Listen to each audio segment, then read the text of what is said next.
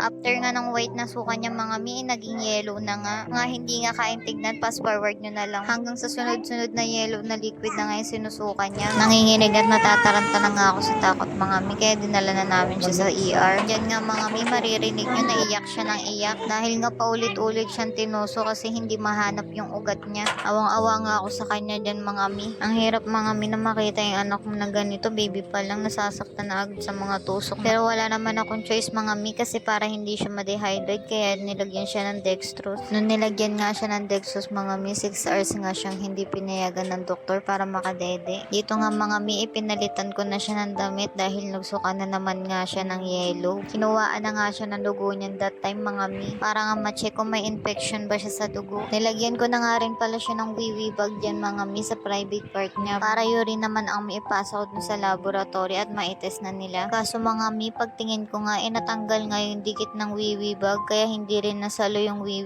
niya. Yan nga mga mi, kaming dalawa lang ni Sky sa loob dahil nasa labas si daddy at hindi pwedeng dalawa ang bantay. Kahit nga nasa hospital kami ng daddy mga mi, ang utak namin hati talaga. Kasi nga pati yung mga bata sa bahay nagsusukan na din. Buti na nga lang talaga mga mi at binantayan sila ng tito ko kahit may pasok din yung kinabukasan. Kita nyo naman yung itsura ko dyan mga mi, antok na talaga ako dyan, lalo pa masakit na yung balakang ko. Sa totoo kasi yan mga mi, simula nung pumunta kami ng ER ng alas 8 hanggang kinabukasan wala akong tulog. Kahit idlip nga mga mi, hindi ko magawa kasi naalala ko baka bigla siyang magsukat, lumabas sa ilong, natatakot ako. At nung umaga nga mga mi, hinanapan ako ng result ng urine niya. Dahil nga hindi ako nakapagpasa nung gabi, bumili ako ng bagong wee bag. At ayun nga mga mi, umaga ko na nga napasa yung wee niya. Kaya ang sabi sa laboratory, 11 balikan ko na lang daw yung result. Habang hinihintay ko ngayong oras ng pagkuha ng result mga mi, inaabangan ko na nga lang din maubos yung laman ng dextrose niya. Noong 11 AM nga mga mi, umakyat ako sa second floor para pumunta sa laboratory. Kaso nga mga mi, 11 na, gagawin pa lang daw nila, kaya ayun, nagpabalik-balik ako sa laboratory. Nagpaakyat na nga rin yung doktor ng isang tao nila sa ER dun sa may laboratory para makuha yung result, pero kasi ang dami talagang ginagawa ng laboratory that time. Kaya ang ending mga mi, habang inihintay namin yung result, nilagyan na naman si Sky ng dextrose. Kaya ayun, panibagong paghihintay na naman. Dito nga mga mi, makikita nyo halata sa kanya na hindi talaga maganda yung pakiramdam niya. At nung umaga nga mga mi, ayan, bigla na nga lang siyang sinina.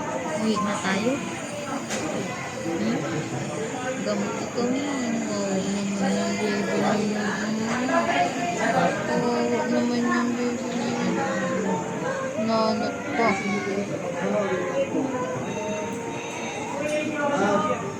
Dito nga mga mi, binuhat ko siya kasi nagtotopak siya, pero nilalakad na ng daddy yung papel niya. At ito nga mga mi, gabi nakauwi na kami pero nagsuka na naman siya. After nga niya magdedi mga mi, bigla nga lang din siyang sumuka. Yan mga mi, napunasan ko na yan pero ganyan kadami yung sinuka niya. Kaya ayan mga mi, nangihina na naman siya, tapos nagkasinat pa ulit siya. Yan nga mga mi, buhat-buhat ko siya kasi gusto niya lagi lang ako nakayakap sa kanya. At habang buhat ko nga siya dyan mga mi, kausap ko siya na lakasan niya at magpagaling na siya dahil hindi nga sanay ang mami na hindi siya nagdadaldal. Salamat nga po pala sa mga tumulong sa amin that time na nahihirapan kami, sa mga nag-alala at nangamusta, lalong lalo na din po sa mga nagdasal para sa recovery ng mga bata.